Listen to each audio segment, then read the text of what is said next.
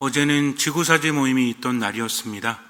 매월 첫 주 수요일에 지구사제 모임이 있는데 사실 저는 그 모임이 가고 싶지 않아요. 사람들이 싫다기보다는 할 말이 없어요. 왜냐하면 주일학교 얘기도 저하고는 상관이 없고, 그리고 청년들 이야기도 저하고 상관이 없고, 그러다 보니까 제가 맡은 게 하나도 없어요. 어떻게 보면 굉장히 자유롭지만 늘 가서 앉아있으면서 아무런 말도 하지 못합니다. 그러다가 각 성당에 대해서 이야기할 때가 되면 그때 이제 한두 마디 하는데, 저희가 성모님을 모셨습니다. 이제 예수님도 모실 겁니다. 이 얘기밖에는 할 얘기가 없어요. 그러니 재밌을 리가 없죠. 열띤 토론을 할 때도 저는 별 상관이 없습니다. 그런데 가면 좋은 게 하나 있어요. 왜냐하면 보고 싶은 사람을 볼 수 있기 때문인데 오해하지 마십시오. 제가 보고 싶다고 하니까 이상한 생각하시면 안 돼요. 서신성당 주연아 신부님이 신학생 때 제 2년 후배인데 같은 동아리 사물놀이패를 했었고, 그리고 제가 굉장히 좋아했던 후배였습니다. 왜냐하면 나이는 어리지만 굉장히 깊은 마음을 가지고 있었고 또 순박한 마음을 가지고 있기 때문에 너무나 좋아했어요. 그리고 나서 신부가 돼서 한동안 못 봤거든요. 왜냐하면 제가 군종 신부로 갔다 오니까 남미 선교하러 갔더라고요. 그래서 꽤 오래간만에 봤습니다. 사실 신부가 돼서 한두 번 보다가 못 보고 한 15, 6년 만에 본 거거든요, 여기 와서. 근데 너무 반가운 거예요. 마치 어제 헤어졌다가 오늘 본 것처럼. 물론 외형은 좀 변했습니다. 수염도 기르고. 옛날에 어린 모습은 아니지만 저 또한 그때 모습은 아니겠죠. 근데 대화를 나누다 보면 굉장히 좋아요. 아마 그런 사람 여러분도 아실 겁니다. 대화를 나누다 보면 편안하게 해주는 사람, 그리고 순박하고 꾸밈이 없는 사람. 제가 그 신부님을 볼 때면 그런 생각을 합니다. 신학생 때나 지금이나 변화가 없다는 것은 참 순수합니다. 그때도 저보다 2년 후배지만 제가 존경했는데 지금도 그래요. 그러다 보니까 신부님이 하는 이야기는 제가 허투루 듣지 않고 깊게 듣습니다.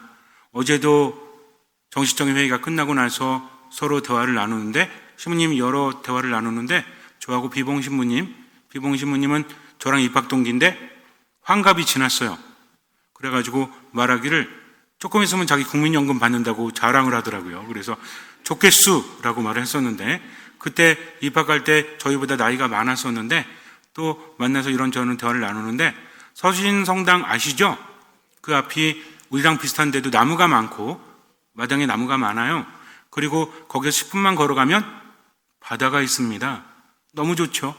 그래서 야, 진짜 좋다. 우리 성당이나 너네 성당이나 시골 성당인데 우리는 주변 환경이 별로 좋지가 않아. 성당은 괜찮은데 너네 성당은 참 고즈넉하고 참 좋다라고 말했습니다. 그랬더니 저한테 하는 말이, 형, 둘 다 가질 순 없잖아. 뭔 얘기야? 그랬더니 우리 성당은 교통이 좋대요. 자기가 어디 갈 때는 우리 성당 근처까지 와서 고속도로를 타야 되니 둘 다 가질 순 없다는 거죠. 그러니까 그 신부님 생각에는 고즈넉함과 편리한 교통 상황을 둘 다 가질 수는 없다. 그래서 제가 물었습니다. 그럼 너에게 있어서 행복이라는 것은 편안한 교통이 주어지고 고즈넉함이 주어지면 좋은 거야? 그럼 형, 그러면 행복하지, 바랄 게 뭐가 있겠어? 라고 말할 때 저는 속으로 되게 행복했어요. 그래, 참 소박한 마음을 가졌다. 그 두 가지가 행복의 조건이라면 그러면 한 가지는 가졌잖아요. 그래서 형도 하나 가졌고 자기도 하나 가졌다고 좋아하길래 그래, 그런 것 같아 라고 대화를 하는데 참 좋았습니다. 근데 만약에 이것을 다른 사람과 함께 대화를 나눴다면 별로 감흥이 없었을 것 같아요. 근데 그 신부님이 이야기를 하니까 고개가 끄덕여졌다는 거죠.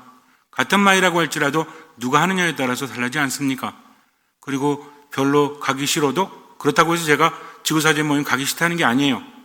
아까 가기 싫다고 그랬나? 어쨌든지 간에. 근데 아니, 어떡하지? 말을 번복할 수도 없고. 어쨌든 뭐 제가 싫은 거는 다른 게 싫은 게 아니라 할 말이 없기 때문에. 근데 그래도 즐거웠습니다. 세상을 어떻게 보느냐에 따라서 이런 것들이 주어지면 참 행복하다. 오늘만 살아가는 사람, 정말 행복한 사람이 아닐까 생각합니다. 하나님께서 우리에게 많은 것을 주셨는데 우리는 어쩌면요, 내게 없는 것만을 바라보면서 불평하고 있는지도 몰라요. 그러나 괜찮아요. 그러다가 깨달으면 되니까. 신앙이라는 것은 뭐든지 잘하는 것이 아니라 내 생각이나 느낌이나 행동을 하느님께 방향전환을 하는 거다. 이게 회개라고 그랬죠. 회개라는 것은 온 삶 안에서 이루어질 수 있는 겁니다. 큰 것만 회개가 아니에요. 하느님께 방향을 돌리는 것. 내가 불행하다 느낀다면 나는 행복하다. 왜? 한 가지는 주어졌으니까, 하느님께서 함께 하시니까, 오늘을 살아갈 수 있으니까. 이 사람은 그런 생각 안에서 더욱더 행복해질 수 있는 거죠. 그래서 내가 불행하다 느낄 때, 참 힘들다 느낄 때 멈추십시오. 성호를 그으십시오. 그리고 내가 행복한 이유를 찾아본다면 분명히 주어지는 거죠. 그러면서 생각을 자꾸만 바꿔가는 겁니다. 하느님을 향한다는 거죠. 생각 바꾸는 것은 여러 가지가 있죠. 그냥 막 바꾸는 게 아니라 하느님을 향한다는 것. 지금 하느님을 향하고 있다면 바꿀 필요 없죠. 그러나 또 하느님을 향합니다. 우리는 행복할 수밖에 없다는 거죠. 근데 살다 보면 의도하지 않게 하느님을 향하지 못하게 하는 것들, 의식하는 건 괜찮아요. 왜? 잘못된 걸 알고 있으니까. 문제는 뭔지 아십니까? 모르는 게 문제예요. 내가 하느님 향해 있지도 못하면서도 그것을 깨닫지 못한다면 얼마나 답답합니까? 그래서 깨어있다는 건 뭐다? 내가 졸고 있다는 것, 자고 있다는 것을 알려주는 것이 깨어있음의 시작이라는 거죠. 근데 이것은 내가 할 수 있는 게 아닙니다. 우리 잘 때도 일어나야 되겠다 하면 뭐 맞춰놓죠? 알람 맞춰놓죠? 그냥 알람 소리 듣고 깨지 않습니까? 근데 이 알람은 하느님께서 맞춰주신다는 겁니다. 그걸 듣는 거죠. 어디에서? 미사에서, 또 말씀 안에서, 그리고 기도 중에. 미사하고 말씀을 소홀히 하면 아무리 기도해도 들리지가 않아요. 그러나 미사 안에서, 말씀 안에서 온전히 머물다 보면 하느님의 말씀이 들리는 거죠. 그리고 깨닫게 됩니다. 쉽진 않아요. 깨달으면 어떻게 해야 돼요? 즉각 실천하는 거죠. 근데 이게 왜 힘든지 아세요? 알면서도, 그렇게 해야 된다는 것을 알면서도 하지 못하게 하는 그런 것들이 내 안에 있기 때문입니다. 이것을 보는 것이 시작이라는 거죠. 미국의 어떤 심리학자가 사이비 종교 집단에 들어갔습니다. 여기는 외계인이 와서 우리를 구원해 줄 거다. 마지막 종말이 올 거다. 휴거라고 하죠. 휴거가 일어나는데 보통 일반적인 사이비 종교에서는 마지막 날이 되면 예수님의 재림이 있을 거다. 모든 사람들이 심판을 받는데 예수님을 믿는 사람, 그리고 자기들 안에 속한 사람들은 하늘로 올라간다. 이게 휴거죠. 나머지는 남는다라고 합니다. 그런데 여기에서는 예수님이 아닌 외계인이 구세주라는 거죠. 웃기죠? UFO를 타고 와서 인간을 구원한다고 합니다. 자기들 안에 속한 사람들은 그때 우주선을 타고 천국으로 가고 나머지는 세상에 남아서 종말을 맞이한다라고 합니다. 웃깁니까? 안 웃깁니까? 우린 웃기죠. 그 사람들은 안 그래요. 많은 사람들이 모여서 마지막 날이라고 하는 그날 기다리고 있었다고 합니다. 심리학자도 거기에 있었던 거죠. 그런데 과연 UFO가 왔을까요? 안 왔대요. 그럼 사람들이 정신을 차려야 되겠죠. 야, 우리가 속았다. 그런 일은 벌어지지 않는다. 라고 해야 되는데 뭘 했는지 아세요? 참 다행이다. 마지막 종말이 아직 안 왔으니까, 한 번 더 미뤄줬으니까 다음 날까지 기다려야 된다라고 그들은 서로 환호했다고 합니다. 이걸 본 심리학자 기가 막힌 거죠. 이 말이 안 되잖아요. 결국 이들은 어떤 상황이 온다고 할지라도 바뀌지 않는다. 그래서 말하기를 인지부조화라고 합니다. 인지부조화가 뭐냐면 여태까지 내가 알고 믿었던 것들, 근데 새로운 것들 안에서 내가 이거 정말 이러네 라고 했을 때 부조화가 일어난다는 거죠. 분명히 여태까지 믿어왔던 신념들, 생각들이 있을 거 아니에요. 근데 그거에 반하는 어떤 상황이 펼쳐지게 되면 헷갈린다는 거죠. 이게 뭐지? 왜 이렇지? 그러면은 그 두 개의 신념이나 상황이 부딪혔을 때 어떤 걸 선택하면 되죠? 옳은 걸 선택하면 되잖아요. 근데 사람들은 그렇게 하지 않는데요. 인지 면역이라고 말하기도 하는데, 이전에 내가 알아왔던 것에 대해서 새로운 그것에 반하는, 그러니까 그게 아니라는 것이 아무리 눈앞에 펼쳐진다고 할지라도 받아들이려고 하지 않는다고 합니다. 그래서 또 한 가지 실험을 보면 여기서 뭐라고 하냐면 굉장히 지루한 작업을 사람들에게 시킵니다. 두 그룹에게. 그래서 한 그룹에게 뭐라고 하냐면 $1를 줘요. 그리고 끝나고 나면 이게 재밌었다라고 말하라고 해요. 지루한 작업인데 끝나고 나서 어떻게 말해야 된다? 정말 재밌는 작업이었습니다. 라고 말하는 대신에 1달러를 줬다는 거죠. 그리고 다른 그룹에는 10달러를 줬대요. 1달러보다 10달러가 많죠? 똑같은 것을 요구했다고 합니다. 끝나고 난 사람들은 모두 재밌었다라고 말하는데, 그런데 1달러를 받은 사람과 10달러를 받은 사람들 중에서 어떤 사람들이 진짜로 재밌다고 여겼을까요? 10달러일까요? 1달러일까요? 10달러. 돈 많이 받았으니까? 아니래요. 1달러래요. 왜 그러냐면 10달러 받은 사람들은 어차피 거짓말해도 재미없었는데 재미있다라고 말하는 게 거짓말인데 이득이 생겼잖아. 얼마에? 10달러가. 근데 1달러 받은 사람들은 뭐예요? 내가 1달러 받고 거짓말하는 건 좀 그렇잖아. 그러니까 재미있었다라고 더 느꼈대요. 왜냐면 내가 보낸 시간이 아무 의미 없다는 것을 받아들일 수 없기 때문이라고 합니다. 어떤 물건을 샀을 때 야, 정말 성능이 좋고 그리고 실용적이다라고 샀어요. 그리고 참 싸게 샀다라고 생각합니다. 근데 옆에 있는 사람이 똑같은 걸 갖고 와가지고 나보다 더 싸게 산 거야.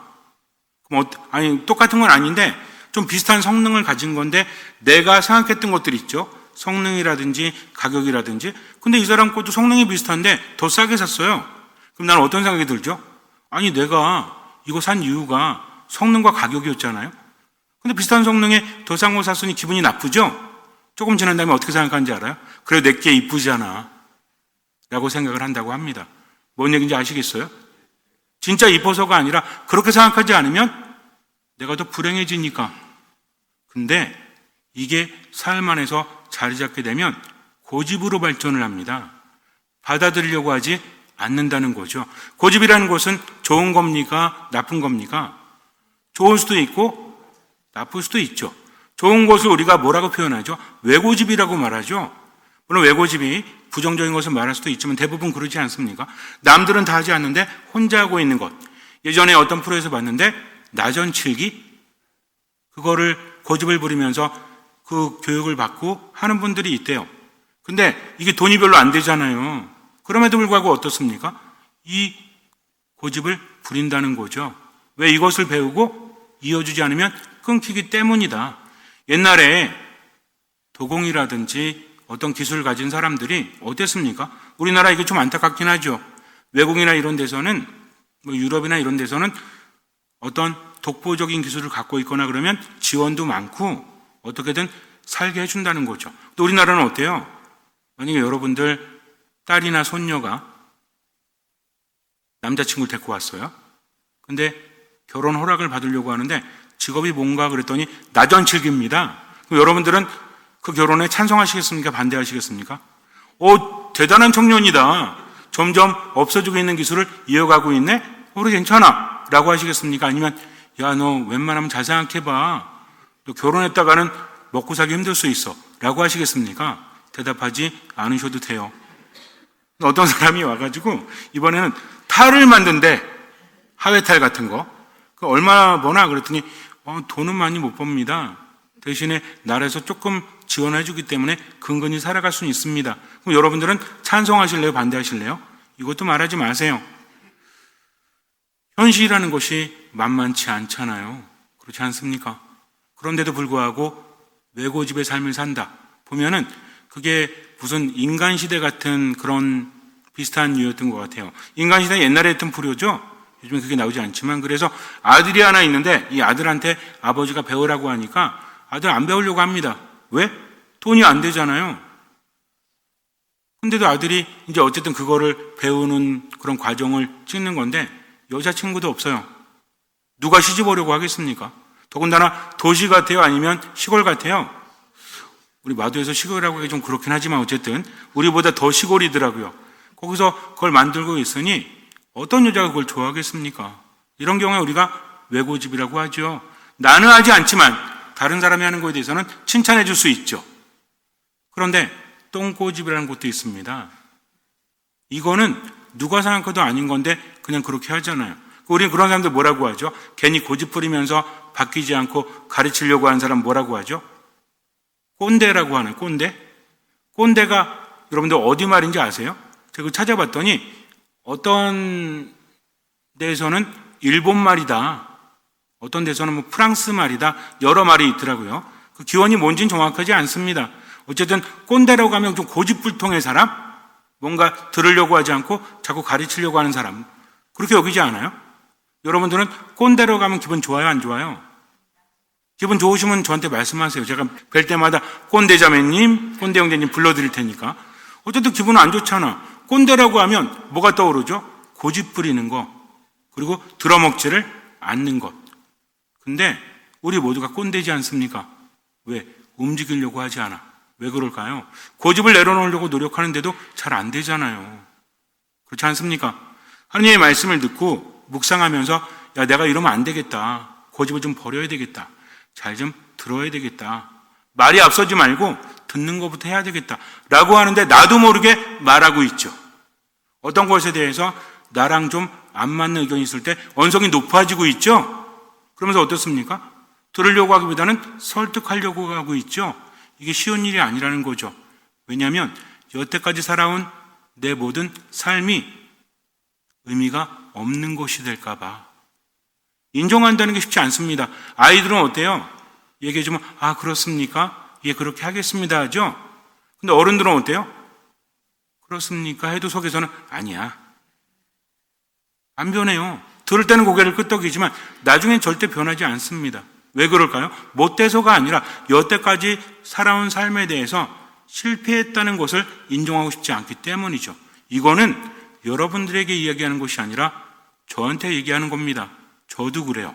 신학생 때는 잘 들었던 것 같아.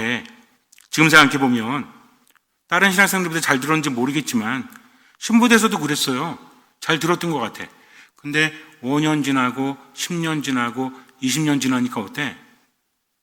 저도 꼰대가 된 것 같아요. 어떤 얘기 들었을 때 귀 기울이기보다는 말하려고 합니다. 어떤 시간을 두고 아 그런가 보다라고 하기보다는 아니야 라는 말은 하지 않지만 자꾸 욱하는 게 올라와요. 참 슬프죠. 그런데도 마음을 고쳐먹어도 삶 안에서 또 그러고 있다는 것을 발견합니다. 그러나 중요한 건 뭐냐면 그래도 생각해야 돼요. 그래도 묵상해야 합니다. 내가 변하지 않는 건 너무나 당연하죠. 그렇지 않습니까? 걸음걸이 하나를 바꾸는 것도 얼마나 힘들어요. 어떤 분이 이렇게 공원에서 맨날 똑같은 자세로 줄 그어놓고 걷고 있는 거예요. 제가 가서 물었습니다. 저는 궁금하면 못 참거든요. 가서 아니 어르신 왜 이렇게 걷고 계십니까? 그랬더니 그분이 말씀하시기를 자기가 허리가 너무 아프대요. 병원에 갔는데 걸음걸이가 잘못돼가지고 치료를 해도 다시 돌아온다는 거죠. 그래서 의사가 알려준 대로 선을 긋고 나서 무릎이랑 허리가 아프니까 체중을 분산시키면서 걷는 연습을 하라고 그랬다고. 그래서 하루에 30분씩 걷는 연습을 하시더라고요. 근데 이분이 얼마나 오래 했을까요? 제가 여쭤봐요. 얼마나 하셨습니까? 그랬더니 벌써 1년 반 하고 있대요. 좀 나아지셨습니까? 조금 나아졌대요. 아직도 멀었대. 그래서 앞으로 한 3년은 더 해야 될 것 같다고. 걸음걸이 바꾸는데도 이분은 4년을 보고 있다는 거죠. 그렇다면 우리가 여태까지 살아온 삶의 흐름들이라는 게 있죠. 제가 분명히 말씀드리지만 인간은 새로운 것에 대한 두려움이 있습니다. 그러니까 아는 것을 추구한다는 거죠. 우리 밥 먹으러 갈 때도 마찬가지잖아요. 가끔 그럴 때 있어요. 어떤 분이 마도에 뭐가 맛있대. 저는 가본 적도 없는데. 그런데 우리 신자들이랑 같이 이야기하죠. 뭐 먹으러 갈까? 그러면 맨날 똑같아. 무슨 꼴? 뭐 있잖아요. 이런데. 그러니까 뭐야? 어차피 확인된 데 가고 싶은 거야. 새로운 데는 가고 싶어요? 새로운 데 가면 뭔가 저항감이 있으니까 먹어보고 뭐라 그래. 역시. 그러니까 구간이 명관이야 하면서 예전 걸 찾아가는 거죠. 그렇다고 해서 여러분들 식성을 나무라는 거 아닙니다.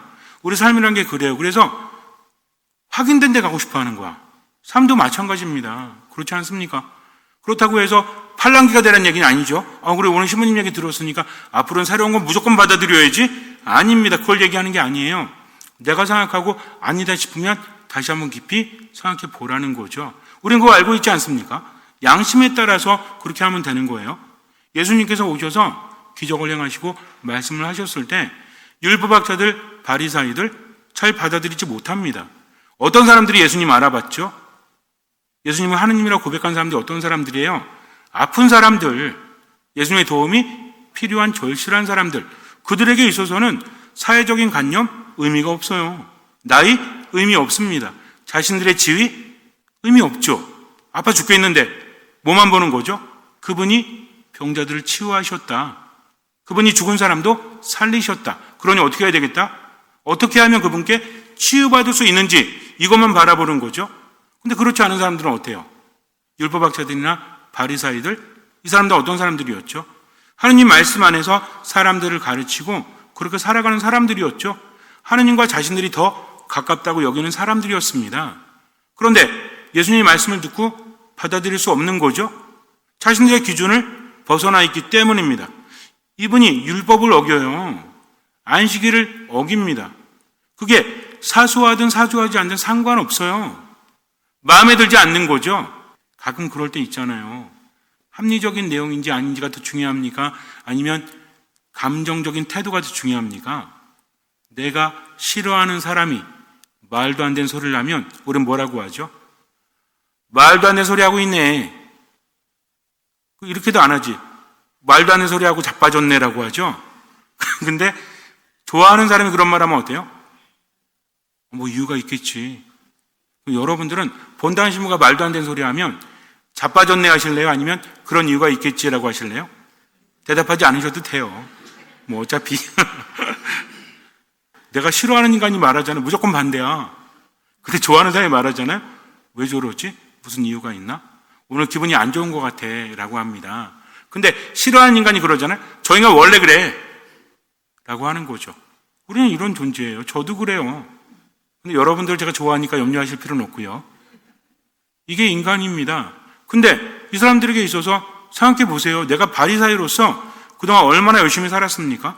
바리사이가 무슨 뜻이죠? 경건한 자. 하느님의 말씀대로 살았잖아요. 사람들이 나를 보면서 존경했잖아요. 율법학자들은 사람들에게 율법을 가르쳤잖아요. 근데 예수라는 사람이 나타나가지고 자기 말들을 반박합니다. 자기들에게 싫은 소리를 하죠. 저주받는다고 그래요. 위선자라고 합니다. 기분이 좋을까요? 기분이 좋지 않은 거죠. 아니, 지가 뭔데? 근데 어쩔 수 없는 것이 기적의 힘을 가졌다는 거죠. 도대체 저 기적은 어디서 나왔을까? 여러분들, 우리가 잘 생각해야 되는 게 뭐냐면 이스라엘 백성들에게 있어서 율법이나 예언서가 왜 중요하죠? 하느님께로부터 받은 것이니까. 예언자들은 하느님의 말씀을 전했기 때문입니다. 하느님 때문에 중요한 거죠. 근데 예수님께서 영광스럽게 변모되실 때 타볼산에서 누구하고 누굴 만났죠? 모세와 엘리야를 만나죠. 예수님이 가운데 서지 않으십니까? 즉 모든 율법과 예언, 모세는 율법을 대표하죠. 그리고 엘리야는 예언자들을 대표하잖아요. 이게 누구한테 이루어진다? 예수님으로부터 완성되고 이루어진다. 예수님 뭐라고 하십니까? 내가 율법을 없애러 온 줄로 착각하지 마라. 없애러 온 것이 아니라 오히려 완성하러 왔다라고 하십니다. 누구에게는? 제자들에게는, 당신을 따르는 사람들에게는. 그러나 그렇지 않은 사람들은 믿을 수가 없는 거죠. 이게 우리가 아니 왜 도대체 예수님 받아들이지 못했을까? 라고 생각할 것이 아니라 우리들의 삶을 보자고요. 옳은 것이라고 여겨도 나는 그것을 받아들입니까? 어쩌면 깊이 생각하지 않아요. 틀리다고 해가지고 받아들이지 않고 있다면 다를 바가 무엇입니까? 성경을 보면 하나님의 메시지 우리에게 전해주는데 아브라함 때도 뭐라고 그랬죠? 떠나라고 했습니다. 아브라함 나이 많잖아요. 나이가 많다는 것은 움직이려고 하지 않는 거죠. 제가 여러분께도 예전에 물었지만 나이가 많으면 이사 가려고 합니까? 귀찮게 뭘 이사를 가. 그냥 여기 살지. 여러분들 마도가 좋아서 사세요? 좋지. 딴 데보다 가장 좋아서 사세요? 그러면 더 물어볼까요? 집에 함께 살아가는 사람이, 집에 함께 있는 사람이 있죠? 이 사람이 정말 좋아서 사세요? 대답하지 마세요. 우리는 여러 가지를 참고하지 않습니까? 솔직해지자고요, 진짜. 나쁘다는 게 아니라 젊었을 때는 뭐라도 합니다. 도전적이죠? 그래요. 제가 신부님들랑 얘기할 때도 그래요. 이제 우리 나이가 20년 차가 넘으면 나이가 그렇대. 저는 그렇게 인정하지 않거든요. 근데 그렇대요. 이제는 새로운 걸 하기보다는 이제는 뭔가 안정적인 것을 추구하는 나이다 그래가지고 뭔 얘기하는데 벌써 너 어떡할래? 이 얘기하고 앉아있다니까. 어디 가서 말하지 마세요. 어쨌든 제가 이런 생각을 합니다. 그게 뭐가 그렇게 중요한가? 근데 현실적인 얘기라는 거죠. 물론 그게 나쁘다는 것이 아니라 우리는 나이가 들면서, 그래도 여기선 제가 어린 편이라 좋아. 아마 여기 제가 제일 어린 것 같아, 지금. 딴 성당 가면 제일 어리지 않은데 여긴 나이 50이 넘어도 어려. 어쨌든지 간에 여러분들은 제 얘기가 더 잘 들릴 거라 생각합니다. 젊을 때보다 나이가 들면 움직이기 싫은 거는 이거는 어쩔 수 없잖아요. 몸도 그렇고 정신도 그렇고. 여러분은 도전적인 걸 좋아하십니까? 안정적인 걸 좋아하십니까? 안정적인 걸 좋아하잖아요. 왜? 귀찮으니까. 힘도 없으니까. 아브라함도 그랬어요. 근데 어떻게 합니까? 하느님께서 떠나라고 하시죠. 모든 것을 놓고 떠나라 하십니다. 또 황당한 건 뭐죠? 이삭을 늦게 줬으면서 또 바치라 하십니다. 말이 됩니까? 그럼에도 불구하고 해야 됐다는 거죠. 예언자들도 마찬가지죠. 갑자기 하느님 만나서 하느님께서 가서 이렇게 하라고 하십니다. 그리고 예수님 뭐라고 하시죠? 사실 구약이나 신약이나 일맥상통하죠. 나를 따르려는 사람들은 어떻게 해라? 모든 것을 버려라. 뭐마저? 자기 자신마저 버리고 매일 제 십자가를 지고 나를 따라야 한다. 새 술은 새 부대에 담아야 한다라고 하면서 끊임없이 멈추어 있지 말라고 하십니다. 버리라고 하십니다. 근데 우리는 어때요? 나이가 들면서 끊임없이 안 버리려고 하죠. 그리고 끊임없이 거부하려고 하죠. 물론 모든 면에 그렇다는 게 아니라 묵상해 보자는 거죠. 그렇다면 회개는 무엇입니까? 움켜쥐려고 하는 것을 이제는 놓는 거죠. 듣기 싫어하는 것을 이제는 듣는 거죠. 그러면서 귀찮아서 멈춰 있으려고 하는 것을 내려놓고 어떻게 하는 거예요? 움직이는 거죠. 듣고 따라가는 겁니다. 누구의 말씀대로? 하느님의 말씀대로. 누구에게 하시는 말씀? 내 양심에 하시는 말씀을 듣고 따르는 겁니다. 그래서 우리는 언제만 살아가면 돼요? 지금만 살아가면 돼요. 오늘만 살아가면 돼요. 내일에 대한 걱정이 나를 움켜잡습니다. 안전이라는 것은 그런 거예요. 내가 버티는 이유는 뭐냐면 혹시나 이거 했다가 내일 더 힘들어지지 않을까? 근데 하느님께서는 그걸 요구하신다는 거죠. 지금 내가 깨달았다면 잃는 거 두려워하지 말고 그분을 따라서 즉각 실행하라. 얼마만큼만? 할 수 있는 만큼만. 나머지는 그분께 맡기는 거. 그러니까 신앙에서 중요한 게 어떤 마음이라고요? 듣는 마음이라고요. 꾸준히 말씀하시잖아요. 내 말을 들어라. 듣고 고집 부리지 마라. 그리고 따라라. 근데 듣는 마음이 없으니까 하느님마저 알아보지 못하고 뭐라고 여깁니까? 예수님께서 기적의 힘을 행하시니까 이 마음에 안 드는데 어쨌든 구실을 찾아야 될 거 아니에요. 뭐라고 하죠? 그들의 인지 부조화에서 자신들이 믿었던 신념들, 여태까지 모든 것을 잃기 싫으니까 기껏 한다는 말이 베엘제불의 힘을 빌려서 마귀들을 쫓아낸다 라고 말도 안 되는 이야기를 합니다. 예수님께서 뭐라고 하시죠? 한 나라도 서로 갈라서 싸우면 망하게 마련이다. 그리고 너희들 중에도 있잖아. 그들 중에도 있었습니다. 마귀를 쫓아내는 사람들이. 솔로몬의 탄원 이런 것들을 이용해서 마귀를 쫓아내는 사람들이 있었거든요. 그들이 너희의 재판관이 될 것이다. 그들은 알고 있었거든요. 마귀가 마귀를 쫓아내지 않는다는 것을. 만약에 그렇다면 하나님의 손가락으로 내가 그런 일을 하는 거라면 너네 어떻게 할래? 내 편에 서지 않는 사람은 나를 반대하는 자다. 내가 만약에 하나님의 손가락으로 그렇게 하는 것이라면 이미 하나님의 나라가 와 있다는 거죠. 뭔 얘기입니까?